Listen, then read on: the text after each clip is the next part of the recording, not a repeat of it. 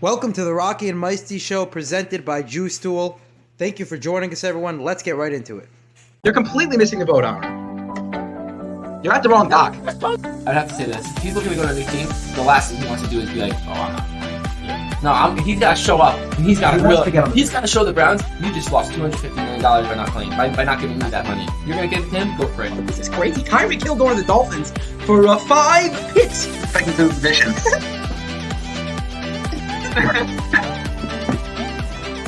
Should we end the podcast now?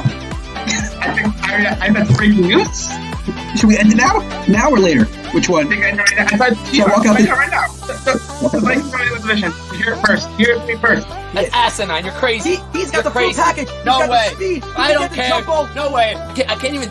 It's hard to even look at you right now when you say something like that. That's crazy. We want to talk about legacy-defining plays and legacy-defining throws. 13 seconds, and you get the ball into field goal range. That is absolutely insane. I'm going to be frank with you guys. Mitch Trubisky is not a good NFL quarterback. He has never been. Okay. And guess what?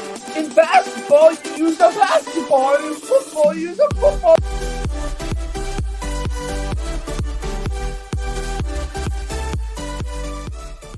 All right, Meisty, here we go. Again, another fun podcast we get to do instead of just, going through the previews, which we will get to later, of course.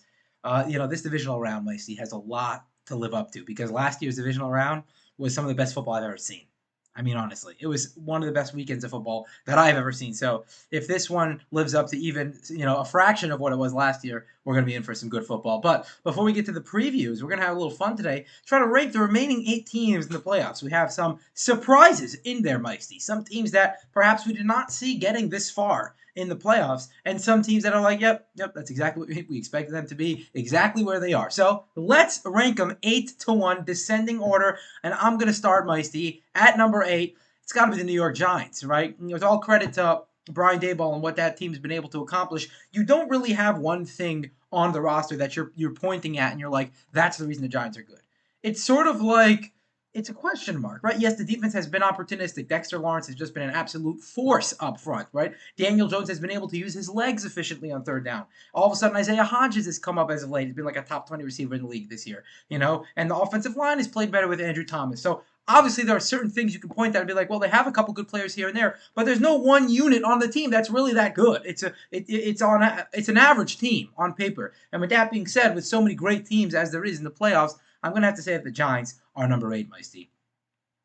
Yeah, I mean, I think that you have to start with the Giants for sure because first of all, they're the only team out of all the teams that don't really have a quarterback going into next year. Everyone's kind of woozy-wazzy. I mean, what the Giants did last week was someone would use the word dazzling.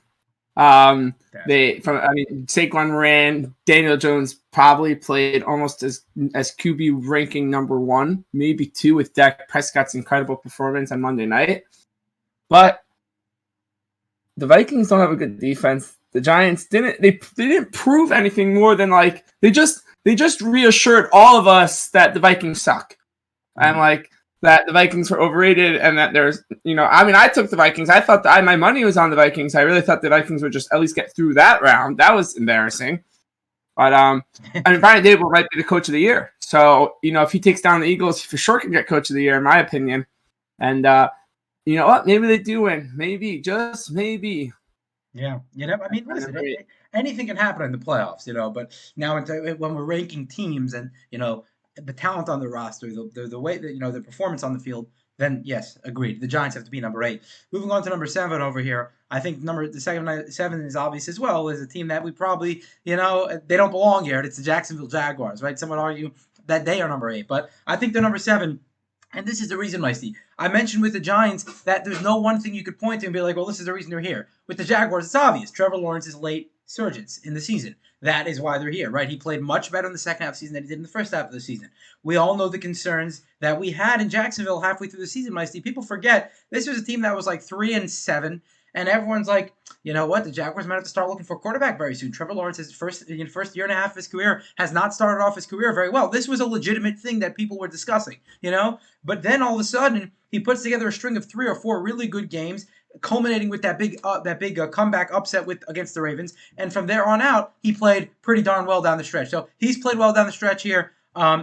the interesting, he hasn't played that well the last 2 weeks, despite them winning 2 essentially playoff games. But we'll get more into that when we get to the preview podcast. But at the end of the day, I'm going to go with the Jaguars just because they have the quarterback there that's proved that he can perform at a high level, especially in late game situations. Jaguars number 7, Meisty. Yes, so I have to agree as well. Obviously, 7 here with the Jaguars. That was an amazing comeback last week. It really was, but that's literally their entire season was just comeback. Like the front half of the season was ugly. The Ravens, and I said it when they beat the Ravens. I was like, I think the Ravens just woke up a franchise quarterback, and he's literally has been playing very well since then. 6 straight victories for them, but scoring gets harder as the playoffs go on. This is not going to be an easy matchup for them. They can't go down 28-0 to start the game. It doesn't work that way against the Chiefs. All right, the Chiefs don't do that. You're not going to just get back into the game. I mean, can it happen? Sure, it can happen, but not against the Chiefs like that. They're the number 1 team for a reason. Not like but we'll get into that later. But for now, I mean, yeah, that's my number 7. Number 6, I'm going to have to go with the Dallas Cowboys. As talented as that team is, I just think that, they've shown some duds this year, obviously. And, most recently last week against the Commanders. And, heading into the playoffs, everyone was concerned about this team. Like, the Cowboys have been a pretty good team. They have a talented roster. But before the game against the Bucs last week, we said the Cowboys have been playing way better than the Bucs this year. Even though on paper the Bucs might have had a better roster coming into the season. But at the end of the day, it just didn't show up sometimes. And Dak Prescott's been turning the ball over a lot, putting the ball in harm's way. He hasn't been having his best season. But last week they played great against the Bucs. Dak Prescott had a fantastic game with his legs, with his arm, doing it all. Sort of the upside of Dak Prescott that we always trying to see, but it's not always there. But it's still below. I still think the Cowboys are below those upper echelon teams. So I have them at number 6, Meisty. So here we have a switch. I have the Bills in my number 6 spot. Whoa! To me, the turnovers by Joe Burrow and the sloppy play, right? Bengals. What? Bengals. No. The sloppy play and the turnover. You have the Bengals at number 6. No, I have the Bills. Oh, the Bills. Okay. I have the Bills at number 6. Okay, just start talking about Joe Burrow. Okay. No, I said Josh Allen. Oh, did I say Joe Burrow? Mm-hmm. I said I meant to say Josh Allen and his turnovers. Okay, got it. Fine, just to clarify. Sorry, yeah. And the fact is that they depend on him throwing the ball deep down the field and making turnovers, but also being successful at it. I don't like that. That to me, that's they got lucky against the Dolphins because the run game showed up and played great. The Dolphins defense is not very good, but to me, going forward, you can't play that way. And to me, that they don't have it. The only thing the Bills have over any other team right now is this like the DeMar Hamlin momentum and the fan base with the team, and they feel they have a very tight-knit group right now, which is always healthy going deep to make a playoff run. Okay, I mean, listen, I strongly disagree with you, as you'll see later in the list. Number 5, I'm going to go with the Cincinnati Bengals. Now, here's the reason, Meisty. This is the reason. It's not because I think the Bengals are a great team. Got a lot of talent on the offensive side of the ball. The defense has played pretty well this year. The reason I think that the Bengals are number 5 is because their offensive line is simply too banged up, especially with Jonah Williams going out in the Ravens game. They came into the Ravens game already with 2 starting offensive linemen injured, and now Jonah Williams, the starting left tackle, got injured, and he was not playing particularly well this season. Carmen came in and was an absolute disaster. Justin Houston just ate them alive. I mean, it was a disaster in the second half specifically. So Joe Burrow is going to have to get the ball out very quickly. He's going to be very limited in what he could do. Yes, last year, did they make a run with a bad offensive line? They did. But number 1, what are the odds of doing that again? I just don't know if it can hold up for so long. And number 2, you can argue with the 3 injuries because over half their offensive line is backups now. You can argue that this offensive line is even worse than it was last year, Meisty, and we know how bad it was last year. So, Joe Burrow is a whole different player when he's passing from a clean pocket as opposed to under pressure, obviously, as a lot of quarterbacks are. So, therefore, it gives me a little concern. So, I'm going to put the Bengals at number 5, Meisty. It's something that people always I see now with the big Trevor Lawrence win that he had the other night. They're like, Joe Burrow or Trevor Lawrence, which number 1 pick would you consider? Like, one took his team to the Super Bowl with no offensive line, and one played the Chargers. So I'm going to agree with you here. We're 5, right? So at 5, I have the Bengals as well. I mean, that they barely grinded through the Ravens, who some people really thought they'd explode on the Ravens. So, and like you said, banged up offensive line. Defense is not the best defense in the league, so you're gonna have struggles now. And I'm trying to even think who they play right now. Oh, they get Buffalo. I just said Buffalo. So now, yeah, it's it's a game versus my 5 versus my 6 here. So. Yeah, a lot of people are complaining about the fact that Buffalo gets the home game, because if they would have played, because the Bengals were up 7-3 and they were driving down the field, if they would have won the game, this game would have been in Cincinnati. So, there was. I heard a podcast. He said, "No, game was over." Bengals fans said, "Game over." They were We've never seen a comeback before from 14-3. Never ever. Right. No, obviously that's silly to say the game is over. Right. But they did have the advantage, and advantage in the NFL is an advantage. So, at the end of the day, they were playing well. They were the hottest team in football heading into that game against the Bills. And that sort of weathered the storm a little with 2 subpar performances against the Ravens these last couple of weeks. But anyway, we'll certainly see what happens that weekend. Okay, my number 4, we're at the top end of this list, Meisty. And my number 4 team, San Francisco 49ers. My number 4 team, Meisty.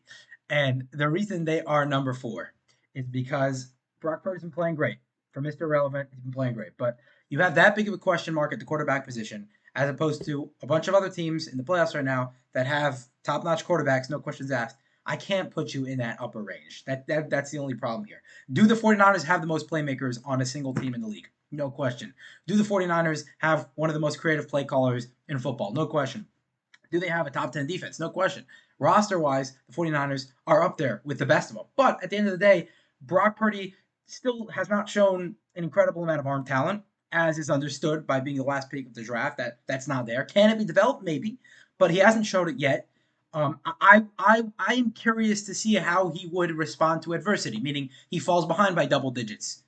How is he going to respond to that? I don't know what's going to happen this week against the Cowboys, next week against the Eagles, but it probably will happen at some point here, I'm assuming, in the playoff run. So, because of those unknowns, not a knock on Brock Purdy at all, but because of the unknowns, I have to put the 49ers at number 4. So my number 4 is the Dallas Cowboys. Whoa. Every single time I look through the Dallas Cowboys team, and they have guys. They just have people. They have men. Right? They have talent. There's just talent up and down the roster. And not that that's like, oh, well, they have all this talent now that they're going to go in. No, we've seen that that's not been working for every team and always. But the Cowboys last week were incredible all around. Throughout the season, I mean, they put up a very good run. They were 12-4, 12-4, the season, whatever they were down the stretch there. They almost got the 1 seed. I mean, they were, technically, it came down to week 18 for the 1 seed for them. So I'm a big fan of the Dallas Cowboys. I also think that in the Super Bowl, any team versus the Cowboys would be an insane game, because the one thing that every fan wants, I didn't say every football fan, I should say, but every fan, right, wants to see a shootout in the Super Bowl. But not a bad. You don't want to see bad defense. You just want to see one team drive, the other team drive. Nothing, no horrible play, right? When you have the Cowboys and their offense is so talented, you go up against the Chiefs. The Cowboys defense isn't good enough to stop the Chiefs every time, right? The Bills, it's the same way. It'll be a very back and forth game. So I think the Cowboys are one of the most exciting teams in the NFC. I think that they got unlucky that the Eagles were that much better this year than they were.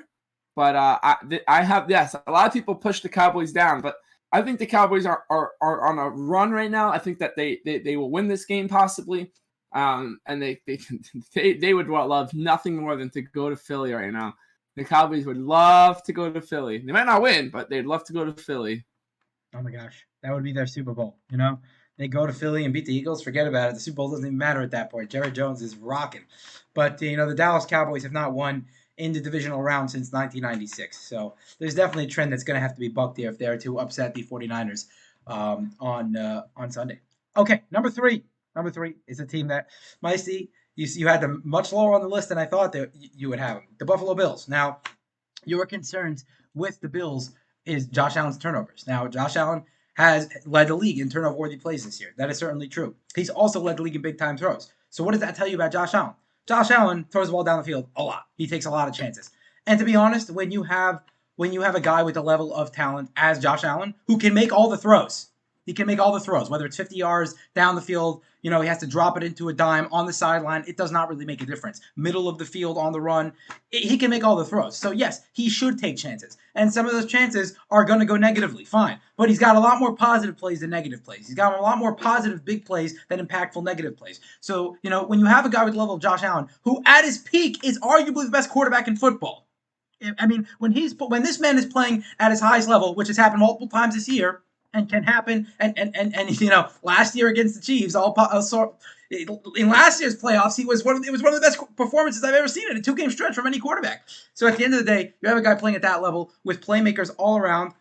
Gabe Davis is in full playoff form, and Stephon Diggs is just fantastic. The defense is going to miss Von Miller, don't get me wrong, but I still think going forward, the Bills have a legitimate Super Bowl aspirations just to win 3 more games here, albeit it's going to be tough, but to win 3 more games here and make a Super Bowl run. So I have the Bills at number 3, Meisty.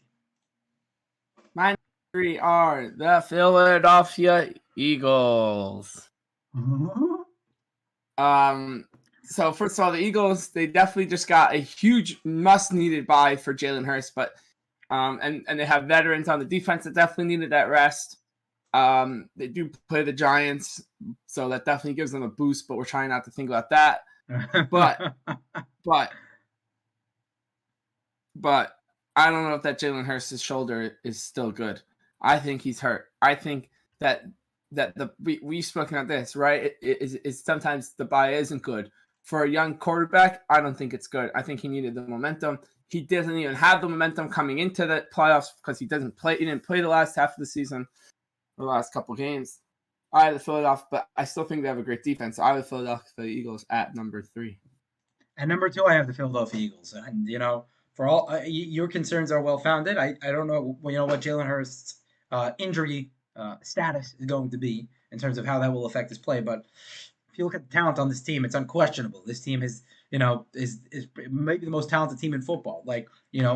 Last week, the Giants went up against one of the worst defenses in football, bottom 10 defense easily against the Vikings. They're going to have their hands full this week. When you go up against a great front seven, James Bradbury and Darius Slay on the corners, that is not easy. I mean, it's not going to be easy to gain separation. You're going to have to get the ball out quickly. You don't exactly have talented receivers if you're the Giants. The Eagles are going to give teams matchup problems, whether it's this week against the Giants, next week against the Niners or Cowboys in the Super Bowl. It doesn't make a difference. They have a lot of matchup advantages. And they have the matchup advantage on offense, one of the best running games in football, and a great passing game with A.J. Brown. So really, there are a few weaknesses on this Eagles team. How the injury will affect Jalen Hurts is certainly a question mark and a factor, but until we've really seen that he's really become less effective as a result of the injury, from a sheer talent perspective, Meisty, the Eagles are number 2 in my mind. So I have the San Francisco 49ers at number 2. If you rank defenses left, if you go by the defenses and this left in the playoffs, right? I mean, 49ers are 1, Eagles might be 2, Eagles are 2, and then there's like a big drop off, right? Like there's not really that many good defenses right now in the league, right? I mean, whatever, you could say they have talented, but the 49ers are so far ahead defensively and so well coached defensively and so put together defensively right now that their offense could make mistakes, even in big games, and still find ways to, because their defense will make stops, right? The Eagles defense, they will make stops, but they're not guaranteed. I guarantee you, where the 49ers need that stop, they're going to get that stop. They will. Brock Purdy has been playing very well, no matter what you want to say, right? Like, yeah, he might have started off a little struggling. I watched the first half of the game. First quarter, actually, it was raining, and he was struggling in that rain. And then it stopped raining. Thank you to the weather and to the climate, to whatever you call it, global warming. It stopped raining. It finally stopped raining in California. I don't know. I think that it's not good for the 49ers that they're on an 11-game win streak, because all streaks come to an end. You're not going to go, how many games in a row do you go without, having a bad day? So We'll see. But George Kittle, Christian McCaffrey, these guys are playing out of their minds right now. Kyle Shanahan is coaching one hell of a team, one hell of a game. So I have them at number 2. No, you're absolutely right. I keep on, betting against, like in the regular season, I kept on betting against the Niners just because I felt Jimmy G is going to cost them a few games. But with Brock Purdy, I don't have that excuse anymore. So certainly the Niners are a dangerous team. Number 1, Meisty, we both have them by process of elimination. It's the Kansas City Chiefs, and I think we both have the same reason. It's one, Patrick Mahomes, right? That is the reason that you got the Chiefs so high. And something that goes underrated about this Chiefs team is how good their offensive line is. 3 years ago against the Bucs in the Super Bowls, it was 2 or 3 years ago. The big concern coming out of that game was, well, Mahomes was under pressure all day. He was running around. He had two backup offensive linemen up front. The pressure, the blocking up front was not good the entire year for the Chiefs, and he was sort of able to compensate with that the year before when they won the Super Bowl. But 2 years ago he wasn't, and that led to this trend, Meisty, last year where teams started to catch on to the Chiefs, right? If you recall, the first 10 games, the Chiefs really struggled to find their identity on offense because we're used to the Chiefs, like, they're down 24-0. They don't skip a beat, Boom, boom, boom. A couple of big plays to Tyreek Hill, a couple of big plays to Travis Kelce, and all of a sudden, you have the lead again. But that Chiefs team was not there for the first half of the year last year, Meisty. Like, they took away the deep ball. The teams played too deep safety, as we discussed many times last year. But then Mahomes matured. He adjusted. What did he do? No problem. I'll take the underneath stuff. I'll get it to Tyreek Hill. I'll get it to Travis Kelce. These guys are extremely dangerous after the catch, and that's exactly what he did. And now this year, they've been able to go back to that identity, Meisty. Whether it's, whoever they've been able to add. And by the way, adding Tony from the Giants has been huge for them. Even adding Juju. I mean, Juju Smith-Schuster has been a great addition for them. But Cole Hardman, MVS, like, you just have random pieces over here. They can take the top of a defense. They're not spectacular receivers, but they can take the top of a defense. And having these solid receivers all around with a top-notch tight end like Travis Kelce, with the best quarterback in football, and Patrick Mahomes, has been enough where those explosive plays are coming back, Meisty. They've been coming back throughout the season. So Patrick Mahomes is now even more dangerous, Meisty, because of last year. Because last year, we didn't know if Patrick Mahomes could adjust. We just knew he could sling the ball. We just knew he could make spectacular plays. But once faced with adversity, once he has to adjust on the fly, we didn't know that he was able to do that, that he was capable of doing that, Meisty. But now that he's proved us that he is capable of adjusting when necessary, and then going back to his old way and making those explosive plays, man, this man is dangerous. Going to be the best quarterback in the league for the next decade, if you ask me. So I think the Chiefs are the best team in football remaining and best team in football in general. I don't know if it's the Chiefs. No, I'm just kidding. Yeah, some might even want to go as far as saying that without Tyreek Hill, they're even more dangerous. Sometimes you knew where Mahomes was going to throw the ball. You knew he was going to find Tyreek Hill. You couldn't stop it, but you knew. Now, you don't even know. You don't even know. Is it going to go to Kelce? Most likely. But can it go anywhere? Sure can. Can go to any of his 4 running backs running around. Can go to any of the 5 receivers that are capable of making plays. It's insane. He makes receivers look so good. He makes anyone on his team look so good. Their defense, I don't even know if they have to show up half the time. Just put Mahomes out there. He'll take care of it. It's insane. They did this ring around the rosy because they're like, yeah, why not? We're bored. Let's do it. Ring around the rosy. Touchdown. The play really didn't even work. If you watch the replay of the play, it doesn't really work. The guy just misses the tackle because he's the Raiders. But yeah, there's a PFF podcast that I listen to, and one of the guys he's a former rugby player. He always says that they should incorporate more rugby plays into football. It's like a cheat code that teams don't really practice for, and it's true. Like, you can really gain an advantage by doing that, but teams don't really incorporate it so much. They don't practice it so much. I don't know why. Yeah. PFT part of my commentator from Part of My Take says all the time. He's like, you just have to watch rugby. Like, when they're doing laterals and like to try to win the game, if they would just set up, like call hike, and everyone just quickly like set up in like a rugby form, dude, the defense would have no clue what to do. The ball just keep getting passed, and instead they do crazy things on the laterals. But once again, Mahomes here can't really. I mean, we said he could, he can't really be. He has to kind of play mistake free here. It's not going to be that easy. There are a lot of teams. I mean, yeah, he kind of gets away with one this week, right? But Jacksonville's good, so it doesn't get away with it. You know, he can come out there, the defense can show up for him, and they're always pedal to the metal. Andy Reid's got him running. I love it. I love watching Patrick Mahomes play.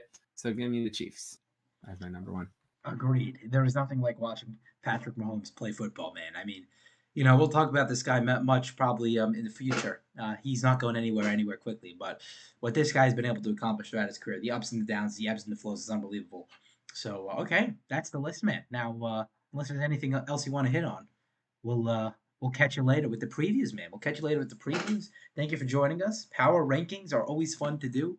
We should do more lists in general, Meisty. I think lists are fun, you know, to go back and forth. You had a good conversation going. So, you know, I'm just talking out loud here on the podcast, so the audience gets some behind the scenes over here. So maybe we'll get some more lists. I have not brought this up to Meisty yet. This is first up. By the way, we should also at some point talk about Greg Roman getting fired. You know, that's some big news over here. I wanted to wait for Yehuda to be on to talk about We'll talk defense. about that with Yehuda. I'm not very happy. You're not happy? No, we'll definitely discuss it. Okay. Why is Okay. Feisty not happy? Okay, why is Meisty not happy with when the rest of Baltimore seems to have been screaming for him to get fired? Anyway, we'll see that. Until then, we're out of here, guys.